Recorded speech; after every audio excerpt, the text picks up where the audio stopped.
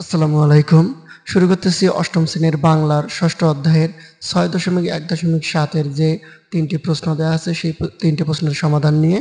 এখানে প্রথম প্রশ্নে বলা আছে, জাগো তবে অরণ্যকন্যারা কবিতার প্রকৃতির প্রতি কবির কী ধরনের অনুভূতি প্রকাশ পেয়েছে তা আমাদের নির্ণয় করতে হবে, অর্থাৎ কবিতাটা পড়ে বের করতে হবে। এর নমুনা সমাধানে আমি লিখে রেখেছি, জাগো তবে অরণ্যকন্যারা কবিতায় প্রকৃতির কবির প্রতি ভালোবাসা, গভীর আবেগ অনুভূতি প্রকাশ পেয়েছে। কবির চারপাশের বৃক্ষনিধন দেখে কবি ব্যথিত ও চিন্তিত। তিনি চান না প্রকৃতি থেকে বৃক্ষেরা হারিয়ে যাক, তাই বৃক্ষের প্রতি জেগে ওঠার আহ্বান জানিয়েছেন। তিনি চান এই পৃথিবীতে ফুলে ফসলে সবুজে শ্যামলে ভরে উঠুক। এরপর আমরা যদি দ্বিতীয় প্রশ্নটি দেখি, এখানে উল্লেখ আছে, ক্ষুধার্ত ভয়ার্ত দৃষ্টি প্রাণহীন সব মুখ ম্লান।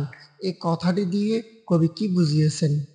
তো আমরা যদি এর সমাধানটি দেখি, ক্ষুধার্ত ভয়ার্ত দৃষ্টি প্রাণহীন সব মুখ ম্লান বলতে কবি অরণ্যের সংকটময় পরিস্থিতিকে বুঝিয়েছেন।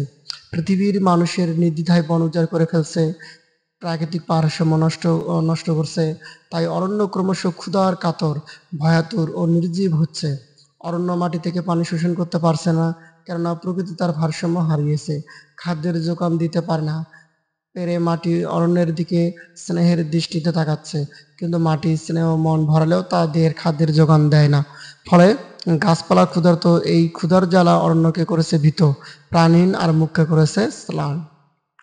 এবার যদি আমরা তৃতীয় প্রশ্নটি লক্ষ্য করি, যেটি ১২৪ পৃষ্ঠার মধ্যে আছে, তোমাদের চারপাশের প্রাকৃতিক পরিবেশের বিবরণ দাও।